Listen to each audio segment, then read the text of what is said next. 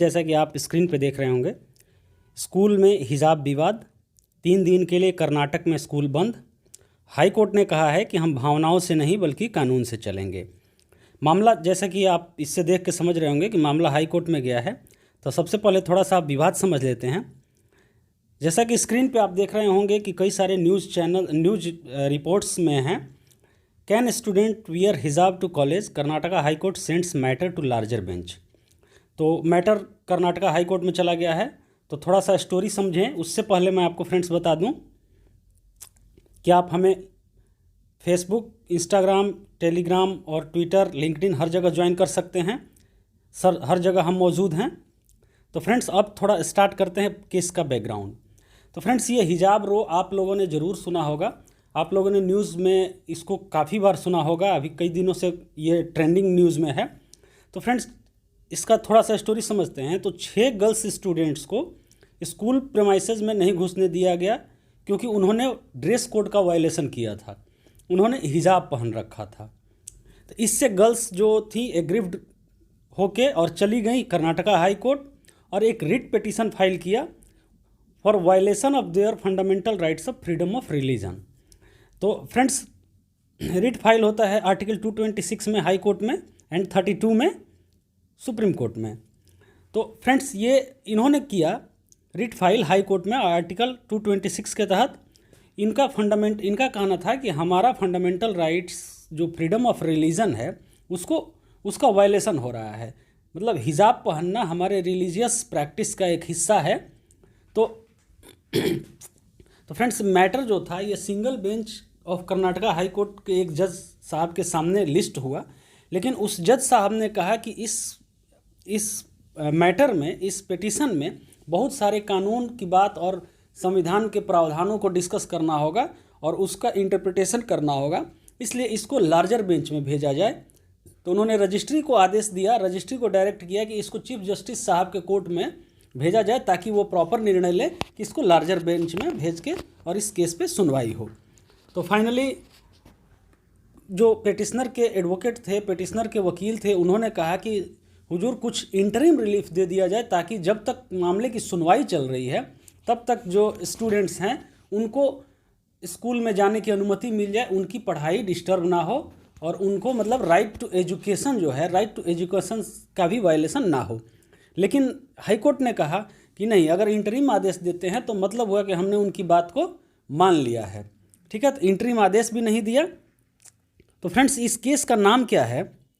इस केस का नाम है रेशम and another versus state of Karnataka. ठीक है, इस केस का नाम है रेशम and another versus the state of Karnataka. Friends the state of Karnataka का, कर्नाटका हाई कोर्ट का अभी कोई निर्णय आया नहीं है। इस पे अभी बहस चल रही है और लार्जर बेंच में पहुंचेगा, उसके बाद निर्णय आने में समय लगेगा। तो थोड़ा सा इसको समझ लेते हैं कि पिटिशनर के आर्गूमेंट क्या थे और जो स्टेट था उसका आर्गूमेंट क्या था।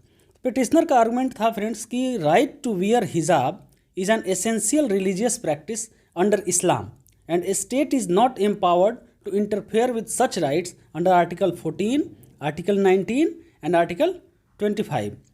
समझ आ गया? आर्टिकल 14 है इक्वलिटी बिफोर लॉ और इक्वल प्रोटेक्शन ऑफ लॉ, और आर्टिकल 19 है right to speech and right to freedom of speech and expression, और आर्टिकल 25 है right to profess propagate religion. तो ये कॉन्स्टिट्यूशन ऑफ इंडिया का ये आर्टिकल है। ये पिटिशनर का केस था और स्टेट का केस था। स्टेट अपना जो आर्गूमेंट रखा, तो आर्गूमेंट ये रखा कि aim of state is not to interfere with the religious beliefs of any community but it only concern to maintain uniformity, discipline and public order in educational institutions. दोनों का अपने अपने केसेस हैं, अपने अपने आर्गूमेंट्स हैं। वो हाई कोर्ट को सुनना है और हाई कोर्ट को डिसाइड क्या करना है, ये हाई कोर्ट को डिसाइड करना है क्या, ये नहीं हम कह सकते हैं। लेकिन क्वेश्चन इसमें क्या क्या एराइज हो रहा है फ्रेंड्स? तो क्वेश्चन सबसे पहले एराइज हो रहा है कि इज़ हिजाब एसेंशियल टू इस्लाम? क्या इस्लाम में हिजाब पहनना एसेंशियल है? और is right to wear hijab and in an educational institutions where there is a proper dress code is a fundamental right? क्या उस एजुकेशनल इंस्टीट्यूशन में हिजाब पहनना फंडामेंटल राइट्स है जिस इंस्टीट्यूट का एक प्रॉपर ड्रेस कोड है? मतलब यूनिफॉर्म का वायलेशन और फंडामेंटल राइट्स, ये दोनों टकरा रहे हैं इसमें।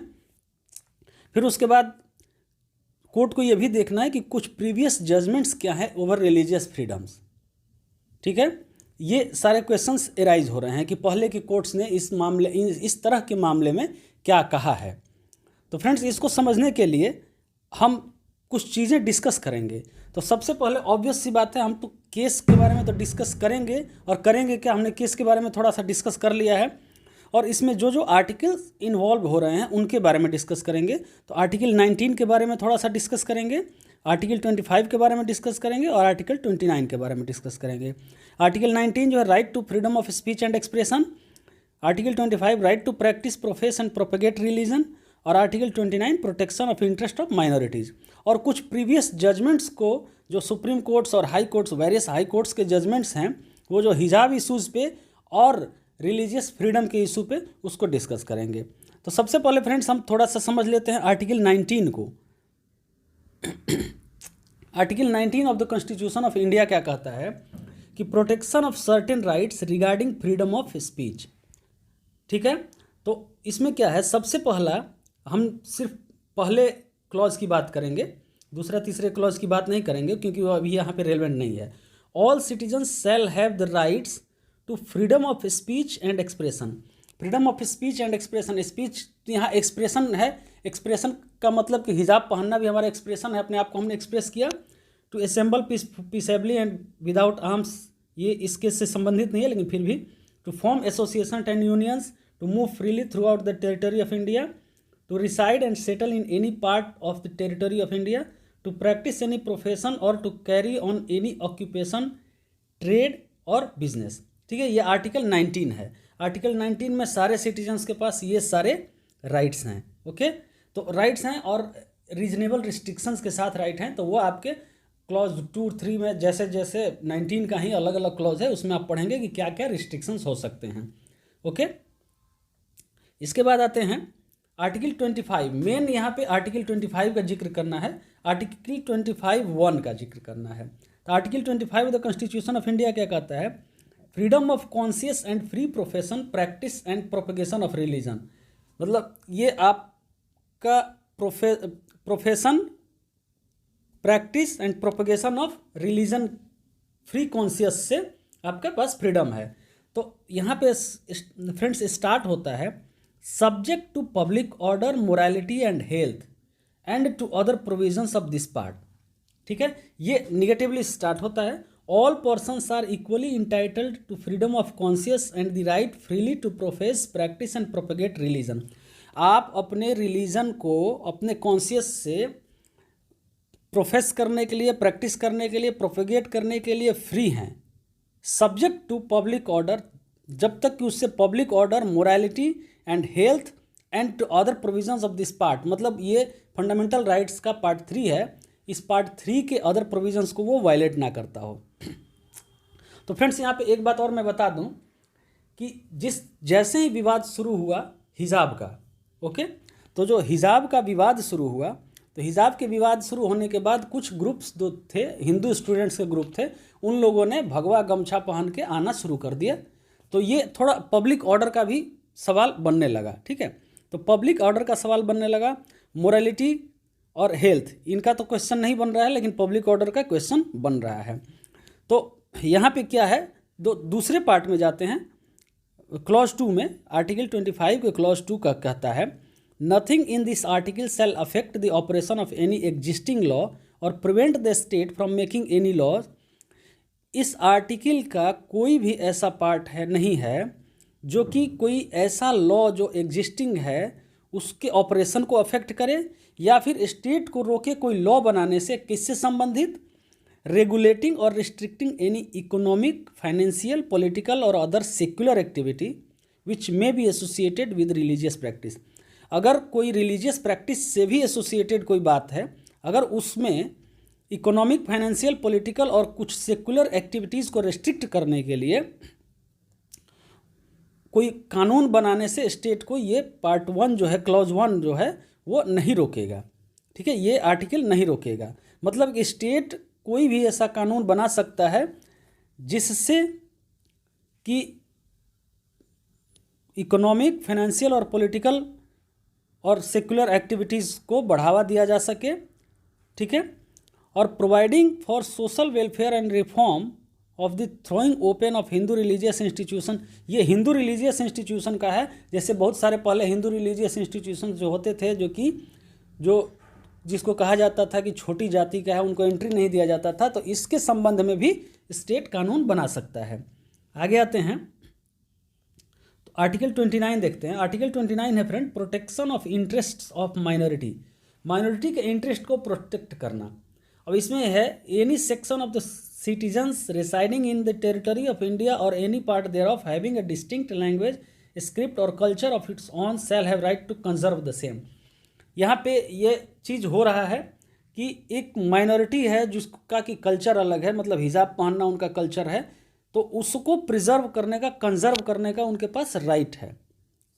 एक चीज़, दूसरा क्लॉज है, no citizen shall be denied admission into any educational institution maintained by the state और receiving aid out of state funds on ground of religion, race, caste, language और एनी ऑफ देम। कोई भी citizen का admission deny नहीं किया जा सकता है किसी सरकारी संस्थान में, या फिर कोई ऐसा संस्थान प्राइवेट भी हो, सरकारी फंड से उसको ऐड मिलता हो, उसके रिलीजन के ग्राउंड पे, रेस के ग्राउंड पे, कास्ट के ग्राउंड पे, लैंग्वेज के ग्राउंड पे और कोई भी अदर ग्राउंड पे।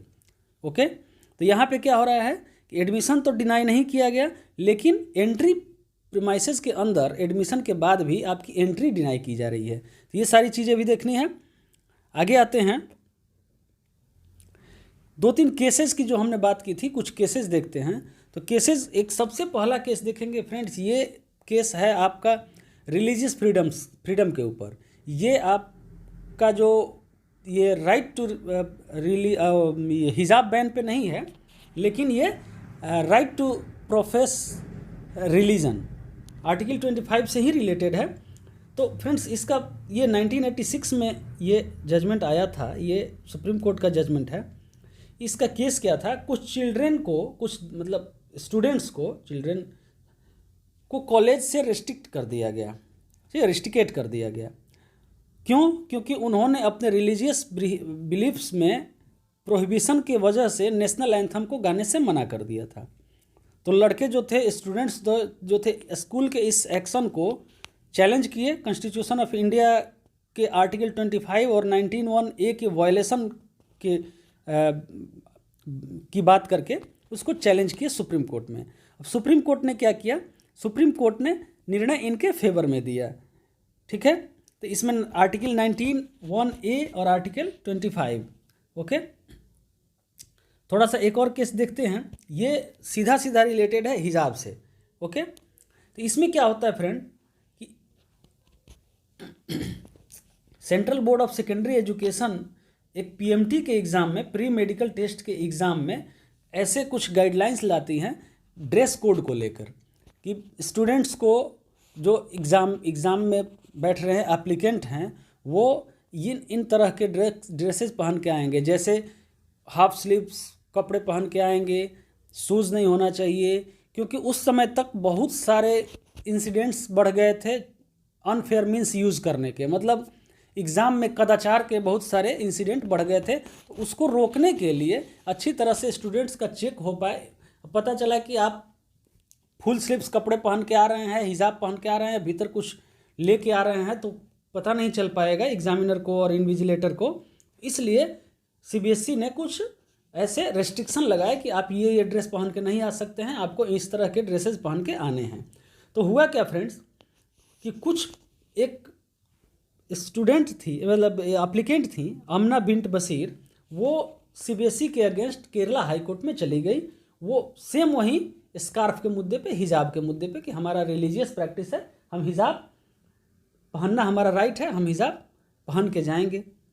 तो केरला हाई कोर्ट ने क्या किया, केरला हाई कोर्ट ने बहुत सारी चीज़ें देखने के बाद, सबसे पहले उन्होंने, केरला हाई कोर्ट ने कुरान और हदीस का भी इंटरप्रिटेशन करवाया, और उसको इंटरप्रिटेशन करके केरला हाई कोर्ट ने कहा कि हिजाब पहनना is a part of practice of religion, ठीक है।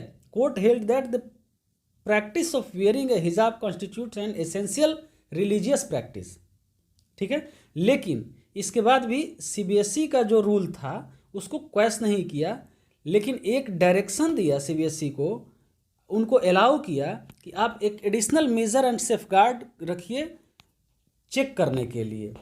और जो पहन के जाना चाहता है, हिजाब पहन के जाना चाहता है या फिर रिलीजियस ड्रेस पहन के जाना चाहता है, उनको डायरेक्शन दिया कि आप आधे घंटे पहले एग्जामिनेशन सेंटर पे पहुंचो ताकि आपका पूरी तरह से अच्छी तरह से चेकिंग हो सके। ओके, तो ये एक आमना बिन्त बशीर का केस है। इसके बाद फ्रेंड्स एक और केस केरला हाई कोर्ट में ही आता है, उसका नाम है Fatima Tasneem versus state of Kerala. Fatima Tasneem versus the state of Kerala में single bench of Kerala high court held that collective rights of an institution would be given primary cover over individual rights of the petitioner. अब इस case का जो है, इस case का judgement यहाँ पे स्कूल प्रशासन जो है, जो कि हिजाब पहन के एंट्री नहीं करने दे रहा है, उनके फेवर में ये जाता है, क्योंकि एक इंस्टीट्यूशन का जो कलेक्टिव राइट्स है वो इंडिविजुअल राइट्स के ऊपर प्रिवेल करेगा। आपका ड्रेस कोड है तो ड्रेस कोड पे उनका राइट्स है कि ड्रेस कोड अपना निर्धारित करें, तो वो इंडिविजुअल के राइट्स पे प्रिवेल करेगा। आगे आते हैं फ्रेंड। तो इसमें क्या हुआ फ्रेंड्स कि जब फ्रेंड्स ये जो भी सारे जजमेंट्स हैं केरला हाई कोर्ट के, जो जजमेंट हैं, इनको कर्नाटका हाई कोर्ट के सामने रखा जाएगा। और कर्नाटका हाई कोर्ट के सामने जब रखा जाएगा तो ये कर्नाटका हाई कोर्ट के ऊपर निर्भर करता है कि इसको किस तरह से कर्नाटका हाई कोर्ट लेता है इन जजमेंट को। क्योंकि ये जो सारे जजमेंट हैं, एक किसी दूसरे हाई कोर्ट का जजमेंट किसी और हाई कोर्ट में परसुएसिव होता है, बाइंडिंग नहीं होता है। मतलब केरला हाई कोर्ट का जो जजमेंट है उसको देख सकता है कर्नाटका हाई कोर्ट, और उसको मान भी सकता है और नहीं भी मान सकता है, क्योंकि वो कर्नाटक हाई कोर्ट के ऊपर बाइंडिंग नहीं है, क्योंकि Karnataka high court Kerala high court का सबऑर्डिनेट नहीं है। तो ये अब आगे देखते हैं कि कर्नाटक हाई कोर्ट का निर्णय इस विषय में क्या आता है, और जो भी निर्णय आएगा फ्रेंड मैं आपको अपडेट करूँगा। तो फ्रेंड्स उम्मीद है आपको कॉन्सेप्ट थोड़ा समझ में आया होगा कि ये हिजाब विवाद है क्या, और इसमें क्या क्या कौन कौन से एंगल्स इन्वॉल्व हैं, कौन कौन से आर्टिकल्स इन्वॉल्व हैं, और किस तरह से प्रीवियस जजमेंट्स हैं जो कि किसके फेवर में हैं, और इसमें क्या जजमेंट आना चाहिए, जो आपको क्या लगता है आप वो कमेंट कर सकते हैं। और हिजाब विवाद में क्या है, आपके अनुसार हिजाब पहनने का राइट्स प्रिवेल करना चाहिए या फिर एक ड्रेस कोड प्रिवेल करना चाहिए। अगर आपको हिजाब, आपके अनुसार क्या है कि अगर हिजाब पहनना है आपको तो स्कूल में पहन के मत जाओ, बाहर कहीं पहनो, या फिर स्कूल में भी जाने की इजाज़त उनको मिलनी चाहिए। आप कमेंट करके हमें बता सकते हैं। फ्रेंड्स अगर वीडियो अच्छी लगी हो लाइक करें, शेयर करें, सब्सक्राइब करें। धन्यवाद।